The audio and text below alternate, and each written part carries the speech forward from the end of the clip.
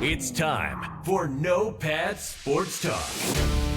Stay tuned as two brothers bring you the latest from your Michigan teams and beyond in hockey, baseball, football, and more. Let's get started. Here are your hosts, JD and Steve. Welcome to another edition of No Pad Sports Talk. I am one of your hosts, JD. And this is Steve, and this is Sunday, October 1st. It's hard to believe we're, 3 months and we'll be at the end of 2023. Yeah. This is the last quarter of the year. That is pretty crazy to think about. It is. And, quite the interesting football on Sunday. I mean, it started really, really early, about 8:30, 9 o'clock this morning or something, with a kickoff out in London. Yeah, it was. That was a pretty nice game. Trevor Lawrence had one heck of a game too in that. He did. Yep. It looks like the Jaguars are. I assume they're probably just going to be staying out there in London because they're playing in London again next week. Yeah, I'd assume that too. So, I mean, it would make sense. Actually, I think I've heard that the owner of the Jaguars is actually would like to maybe even move the team overseas. I've also heard that. So that would be well, I think it's cool that, you're spreading the NFL, outside the United States. I find it like maybe that would disadvantage your team. I don't know. I don't honestly think that he cares about that. I think he is just looking at the new market, right? Like, Yeah. I'm the only team over in Europe. Like, how many fans can I get versus a smallish city like Jacksonville? Look, I get that. As an owner, I think you have to look at it, because it's still about money, and are you going to get enough to take your team over there when you're going to increase your travel expenses? So, I don't know. You got to figure you're going to be playing at least 8 or 9 games, not in London. Correct. Yep. But what I would assume they'd do is, right, because any, away stretches, away games, they'd probably just stay, in the States, as my guess. I would think that's probably what you would do. But, to me, that's even harder on the players, too, because now you don't have that time, like you're away from your family. Those that have family. Yeah, I don't know. maybe. But we'll have to see what they would do. Maybe they'd have, still use the practice facility in Jacksonville, and maybe they can still keep their homes there in Jacksonville or something. I don't know. Maybe. But at any rate, we'll have to see what happens. And it's only a matter of time. I know it makes more sense to maybe do open up a NFL team in Mexico City first, as far as Expanding geography them goes. Yeah. But that's again, it's a huge city, but I just wonder, would it be big in Mexico City? Would they sell out? I don't know. Well, But I think they're holding 2 games there this year. yeah, I mean they've been trying to play in both Mexico City as well as London, and now they're trying to do other countries like Germany as well. Oh, So maybe it was Germany they're playing. I forget where they're playing. Who knows? I know they're playing. There's 5 or 6, maybe 7 international. There's a bunch of international games. But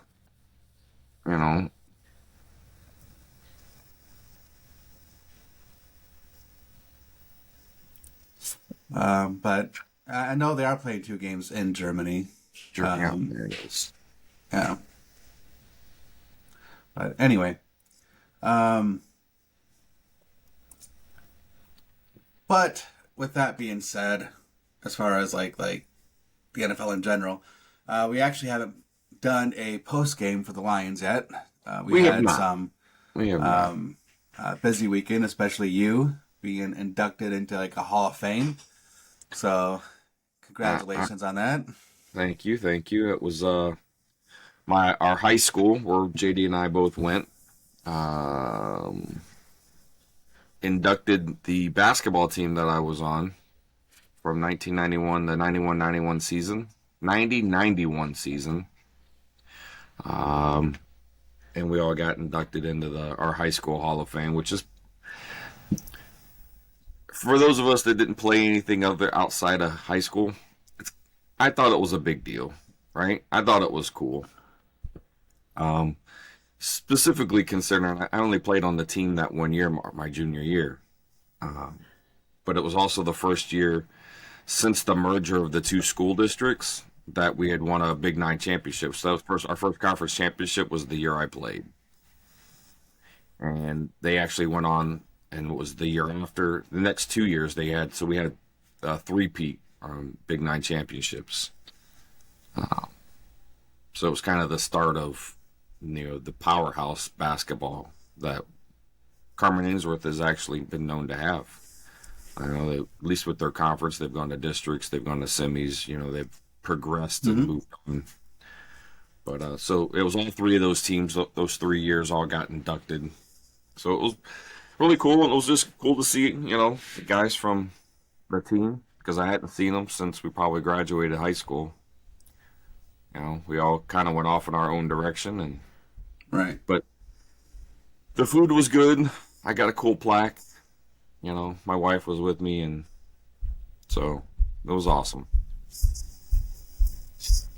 Yeah, big congratulations. That is a big deal. And, for you and everyone else there. So that was great. So that's why we haven't actually done a post game yet. And so this is the first chance we had to do a post game for the Lions. And, so, there's a lot to like about what happened to the Lions, right? Yeah. Wow. Like the start they got off of was hot. And it was exciting to see. Absolutely. Like the defense alone played fast.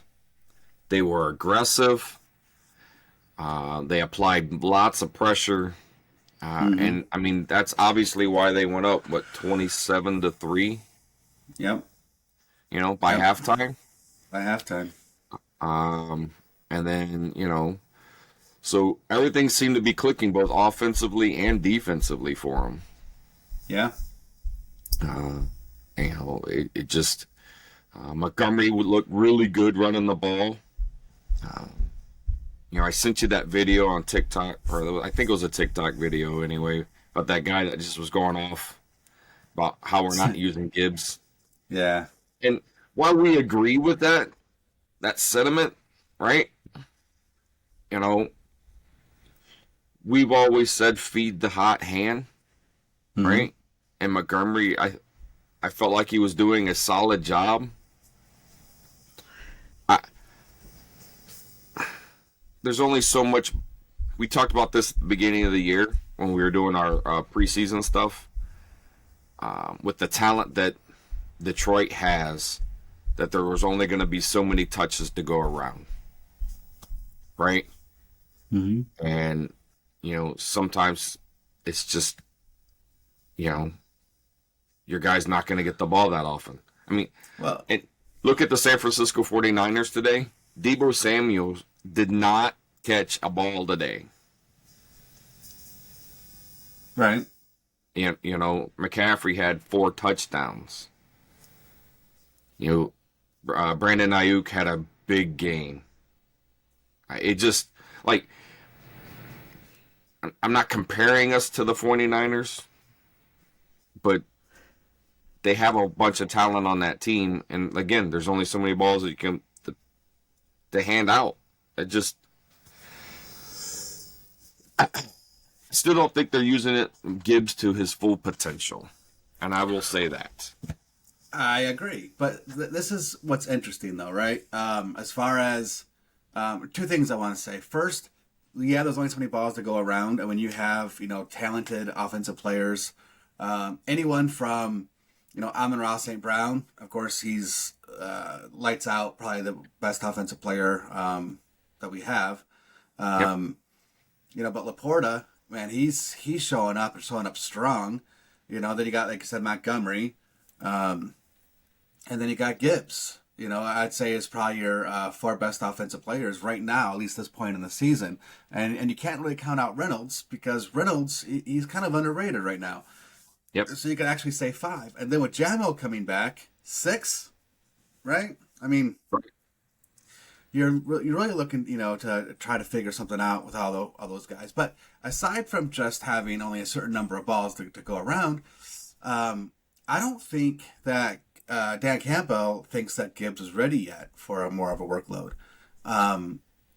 And I only say that because of what he had said when he was questioned with this, right? Yeah. So Dan Campbell was asked if Gibbs needed to make any adjustments, and Campbell, replied back to that question and just says, and I'm going to quote here, "I just go back to this again. Man, every player grows at a different rate in this league, and Gibbs is only going to get better and better and better with time on task.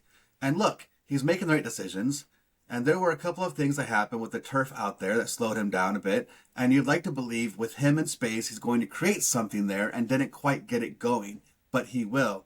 We're not panicking here. We're going to continue to do some things to try to get him the football here," unquote. So the first sentence when he talks about growing at a different rate, I just think that they're trying to get him the ball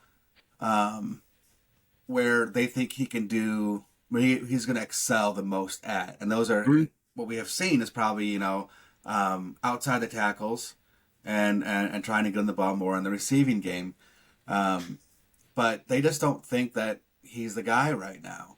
And honestly, as much as I want to see Gibbs, because I believe in Gibbs, I want to see Gibbs showcased. I want to see him, get, 10, 15 touches a game. I think I think Gibbs is the type of player that the offense can run through him. And, but I have to respect Dan Campbell's opinion. I mean, he came in here and he helped turn this team around. And if he's thinking that Gibbs needs a little more development before he gets showcased like that, then I'm just going to have to agree with it and just say, okay, then, I can't wait till it happens, because I know Campbell believes in him, but we just have to wait until, Campbell thinks that he's ready for that. And that's fine, right? I'm okay with that. I like... You look at David Montgomery, I mean, he had 121 yards rushing, right? And yes, it was on 32 rushes. Yeah. So it's not like he had a high per yard, just under 4 yards a carry, which isn't, right. It's not horrible, right? When you're talking 3.8, it's almost 4 yards, right? So if you're at 4 yards a carry, really what we like to see, I mean, statisticians, they're looking at that 5 yard mark, right? But anything over 4 is what they like to see, right? Because 3 rushing touchdowns is a guaranteed first down, or rushing attempts is a guaranteed first down at that point if you're averaging 4 a carry. Yeah. Right. But even at 3.8 a carry, if he rushes it 3 times, he still gets a first down. Right.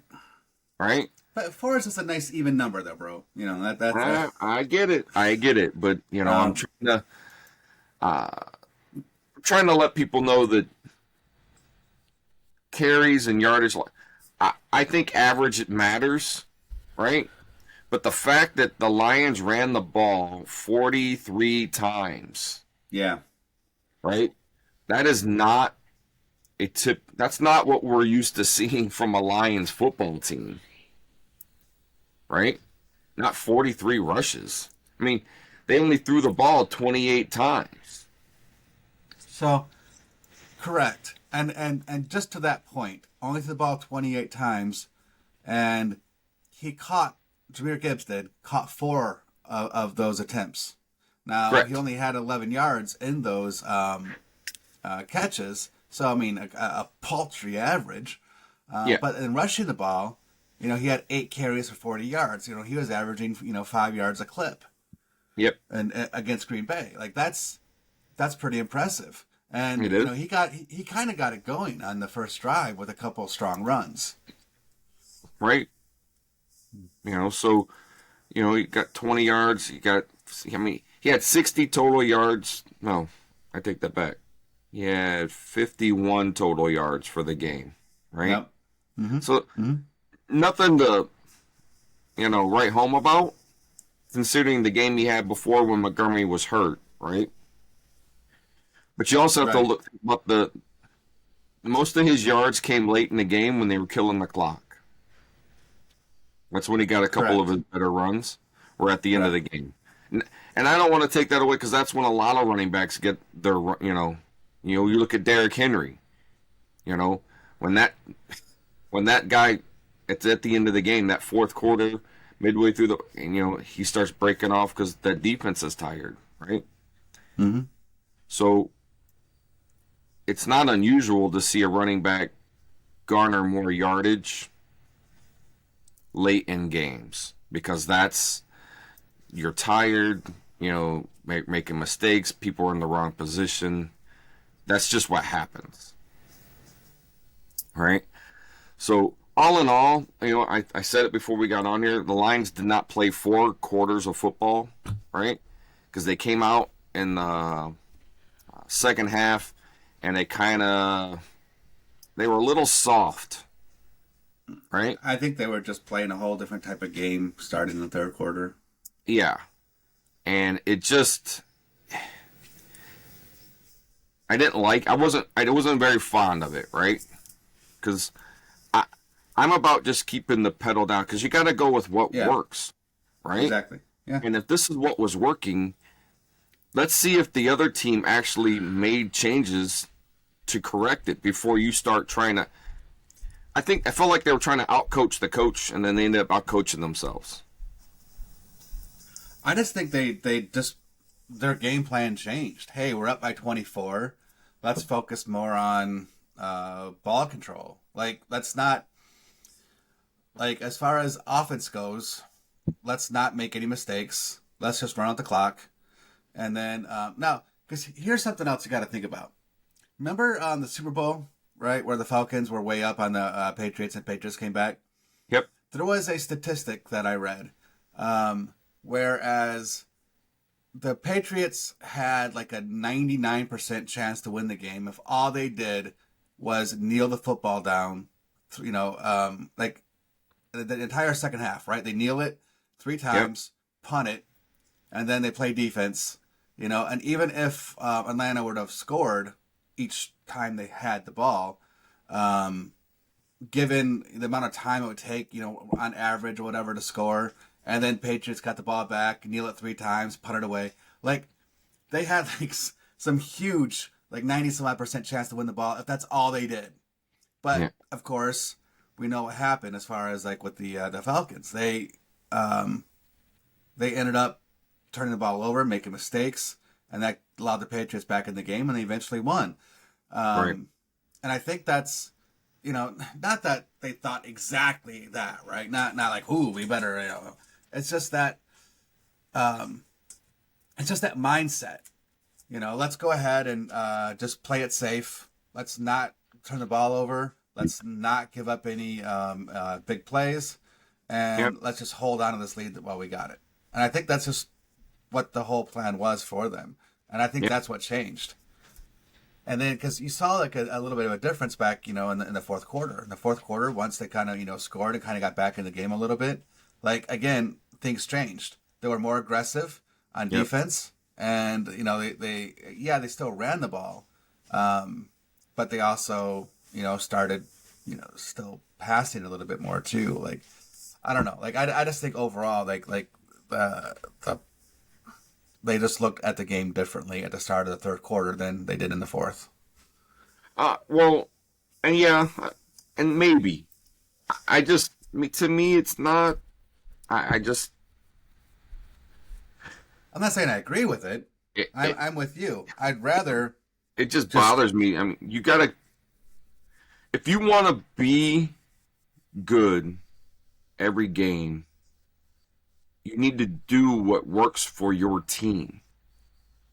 And what they were doing in the first half was working, right? That game plan was working. Mm-hmm. And while you have to, teams are going to make changes throughout the game, right? Because they see something, right? I just, I don't know. It was, I just didn't like to see them back off. You know, it was more of the, let me give you yardage between the 20 and the 20 and see what happens. Right. It was more prevent. And, you know, we didn't give up a whole lot of yardage total. I mean, 230 yards for the game is what the Packers had. 27 yards were rushing. So obviously stopping the run, we've done really well. Because if you look at what Bijan Robinson had over 100 yards today. Right. Yep. Right? And we held him down to, I don't know, 30, something like that last week. So our rush defense, our rush game, our front seven, they have it going on. They really do. And we're hurting. And our favorite weapon, Brian Branch, I was actually very upset that the coaches let him come out after he got hurt. I mean, you carted him off the field, and it doesn't matter. You can shoot him up with whatever you shoot him up with, tape it up, right? And you could see it as soon as he had a break and step off of that foot. That was it. And I thought that was the wrong thing to do. I think it was the wrong thing to do for a young player, even though I know he wanted to be out there to play. And they probably needed his, but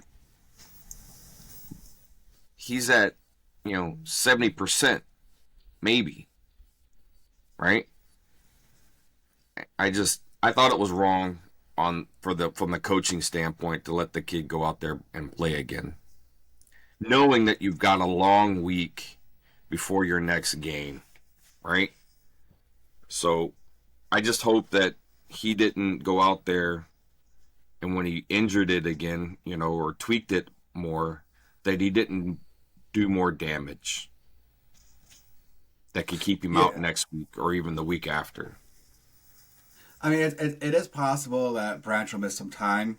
The only thing we know for certain, because there hasn't been any additional updates yet for Branch, the only thing we know for certain is it's not anything structurally, right? It's not, Correct.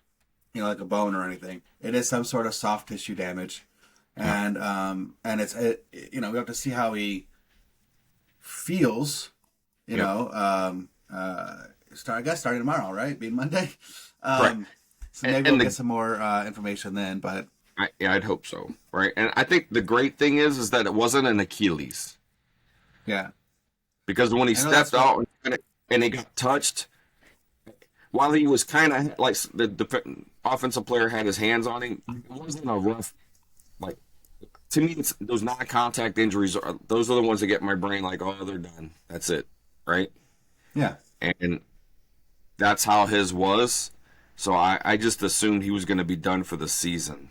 And that was going to be a huge blow for our defense because he's been all over. I mean, he had 5 tackles.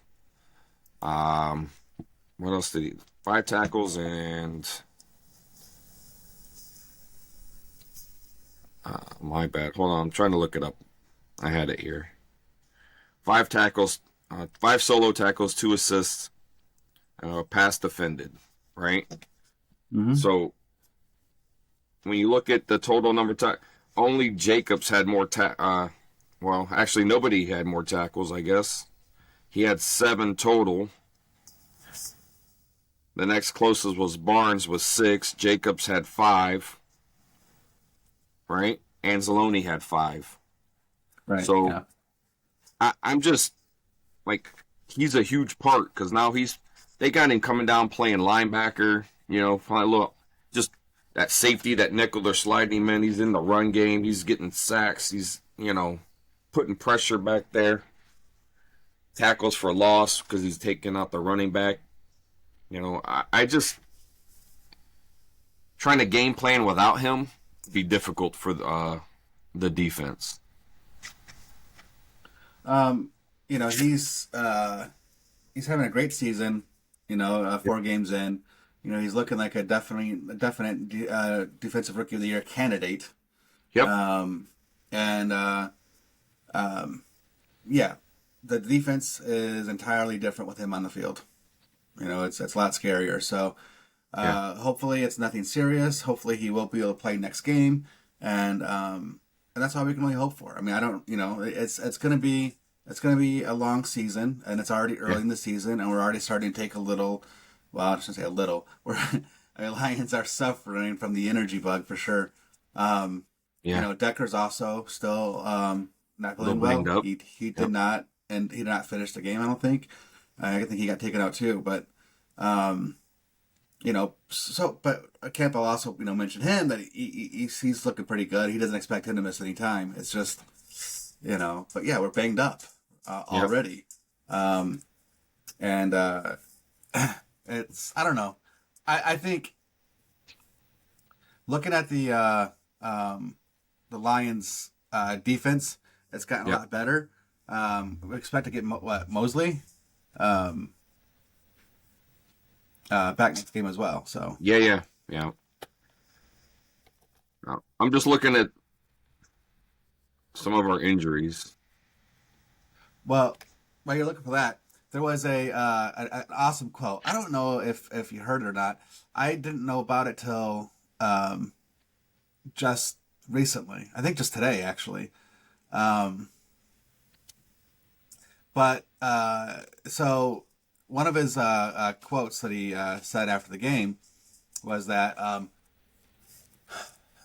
he was asked about moving from hunting other teams to being the hunted. And since now they're first in the division, and they're not going to sneak up on anybody. Everybody knows about the Lions now. And Campbell replied back, and I quote, "We're not the hunted because we're going to stay on the hunt. We've said this since training camp. If you are hunting us, you don't have to look for us. If you're hunting us, you won't have to look far. We're going to be on your front porch." Yep. End quote. Like, I mean, that is crazy. I love Dan Campbell's quotes. I read that one. Yeah, that was a good one. That's a good one. It just reminds me of something our dad would say, right? Like, hey, right. you got to look for us. I'll be on your front porch. You just let me know when, right? Right. It's I love that quote though. Yep. So going into Thursday night's game, we had Jason Cabina, the fullback, was out. Broderick Martin was out. Vaitai was out. Zonovan Knight was out.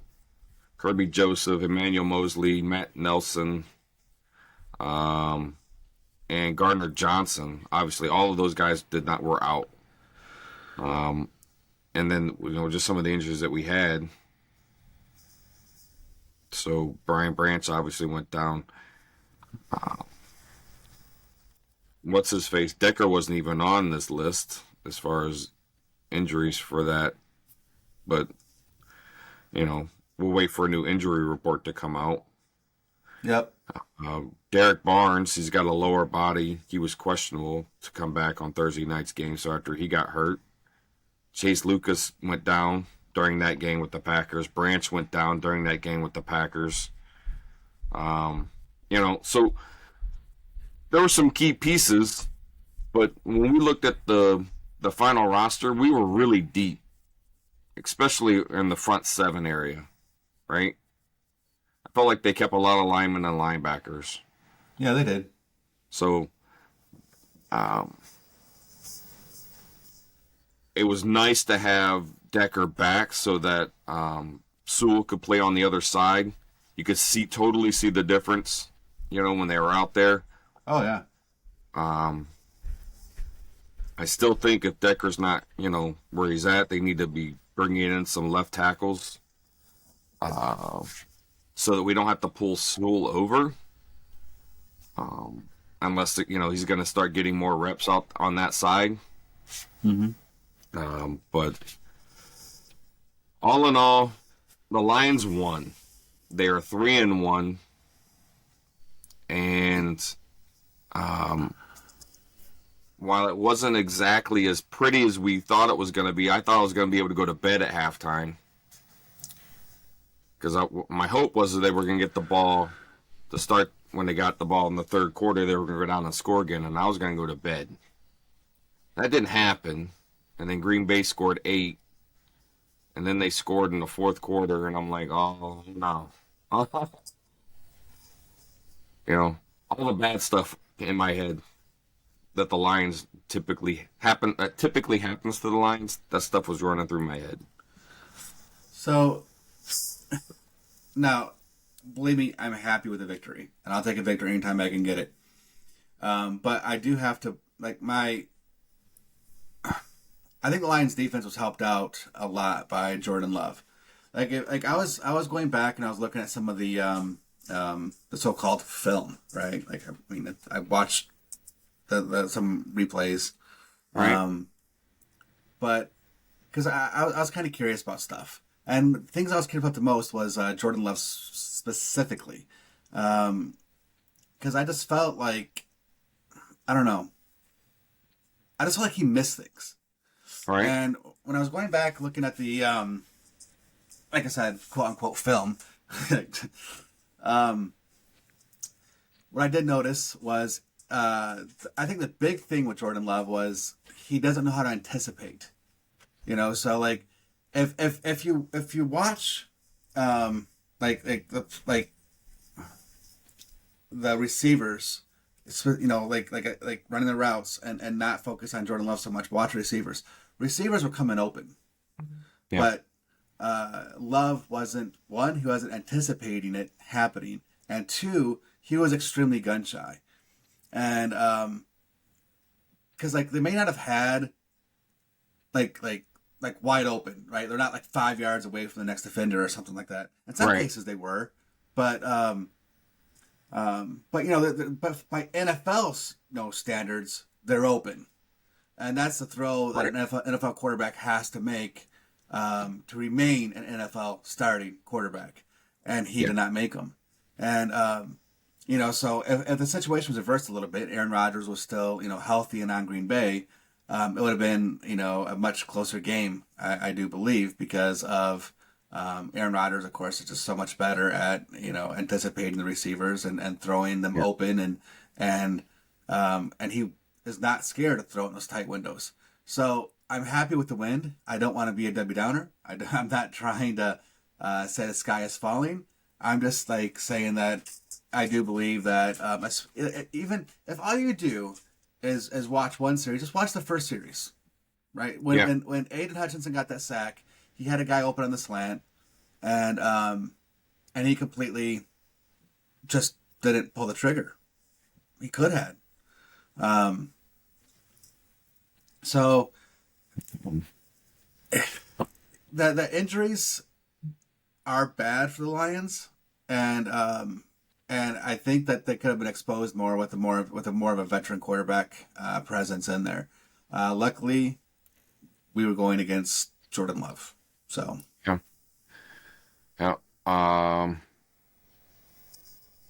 So, all in all, it was a win. We're happy it was a win.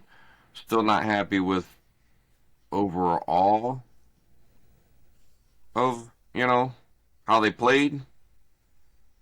But, I am happy about the win. Because that's what matters. yeah, right. Obviously, whether you win or lose is all that matters in the NFL, and of course, that is the any given Sunday, theme. Correct. And Carolina is next week, and we got them at home. And it looks like, at least on paper, that the Lions would certainly have the advantage in that game, but we'd have to, kind of see how, again, injury reports and things like that. So, Right. right? Who's going to be where? Who's playing what? It's just, yeah. So that to me should be a fairly, I hate saying pushover game, but as long as I think it's a game that we should easily win. Well, we'll come back and do like a preview of the game, in another episode here. But it's just when I'm talking about Jordan Love as a quarterback, the quarterback there for Carolina definitely has not looked much better. So, Yeah. we'll have back-to-back games of struggling quarterbacks. Yeah, well, you want to know what rookie quarterback has been looking good? C.J. Stroud. C.J. Stroud. Yeah. I'm very happy that C.J. Stroud is looking really good. Today, and what wide receiver was looking good today in connection with C.J. Stroud? Former Nico Michigan Collins. wide receiver Nico Collins. That's right. The dude lit up the scoreboard. So Yeah, they did. So it was a good day for those guys. I like their head coach. He's a tough, hard-nosed guy. But I mean, C.J. Stroud has been 300 yards every game. I mean, he's been like money. So Yeah. And what's funny was like both of our opinions kind of changed on C.J. Stroud, right? yeah, Like when going into the draft, we were like with C.J. Stroud, we're like, because it's mainly just the Ohio State quarterback. it was the history. It was the stigma. We're just like, oh man. But the more we watched, and then we saw him in the like doing the combine, pro day, combine. all that kind of stuff, right? Like, Yep. and all of a sudden we're just like, well, he's actually looking really good. We kind of like Yeah. this guy, Yeah. and by the end of it, before the draft happened, like both of us thought that C.J. Stroud was the best quarterback in the draft. Yeah. And the fact that he's already at 1,200 yards and 6 touchdowns with no interceptions. No interceptions. I want to make mean, sure. I'm glad you said that because no interceptions. no interceptions. And and his worst game was the first game of the season. His first professional game against the Ravens. Even, Yeah. he had no touchdowns, no picks, threw for 242, but his rating was a 78. The other 3 games, his rating has been over 100 every game, and with 2 touchdowns every game. Correct. Yeah, it's impressive. It really is. It's a Yep. great start for him. Yeah. And I mean they're young, so they're going to be something to, if they keep developing those young players like that and they stay together, they're going to be a force. Yeah, we'll just have to, obviously see, of course, what happens, and I'm rooting for the guy. I mean, I'd love to have, more QBs in the NFL. It makes the product better. So, Yep. but anyways, we kind of got off topic there with the Lions, but that's kind of what we do sometimes. It is. Well, it's just it's who we are. It's who we are. So, but anyways, Lions win, great victory. Sam Laporta looked good. The whole defense looked good. Offensive lines, the trenches, I should say, dominated. And On both sides, the offensive line and the defensive front. So, and going forward, that's the key to success for the Lions, right? absolutely, because that's ball control. And last thing I think I want to say about that is that the Lions held the ball 15 minutes longer than the Packers did on Thursday. So That's he had the ball an impressive. entire quarter longer. Yeah, that's impressive. Yeah. So you keep 6-7 minute drives, and you're minimizing what the other team has. Mm-hmm. That's a formula for success. And we gotta, we call out so many, different players, but we still gotta call out Goff, right? Aside from that one interception he threw, Yep. he was money again. Yep. Yep, he sure was. So, and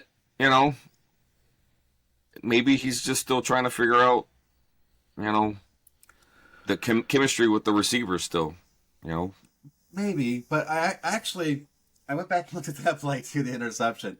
It was actually very impressive on the defensive side of the ball. He was trying to force the ball to Amon-Ra St. Brown. Amon-Ra St. Brown was doing kind of like an N coming this way. And if you watched how the defense all shifted, the defense was all shifting more towards the left sideline because the Lions kind of like overloaded. And as he was running across, it looked as if he was going to be wide open.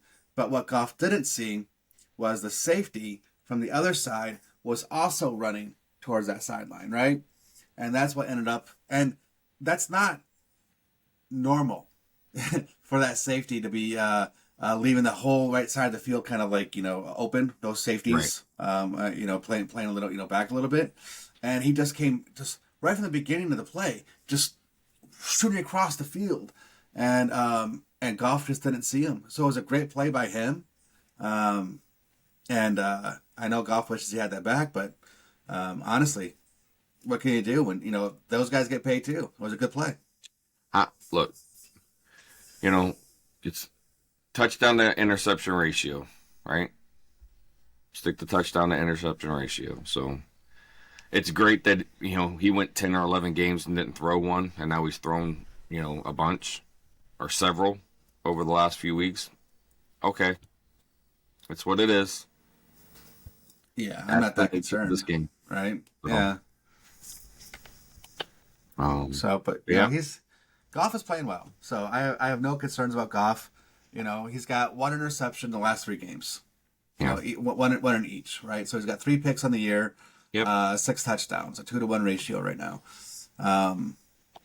But that's, oh well, interceptions are gonna happen. But Goff is the type of guy who's gonna protect the ball, going forward. So he does, right? He absolutely does. So, all right, well, brother, we'll pick a day this week and we'll get together. That way I know what date whenever you're traveling back. So we either do it before then or after you get back, because they don't play till Sunday. So, right. But let us know what you guys think about the show. Let us know what you think about the Lions, and come back later on for a preview of against Carolina. That'd be another good game. But appreciate you watching. Appreciate you being here. Just appreciate you. Have a good one. Take care, guys. Thanks for listening to No Pads Sports Talk. Be sure to subscribe so you don't miss a single episode. While you're at it, help spread the word by leaving a rating and review wherever you listen to podcasts. Follow us on social media at No Pads Sports Talk.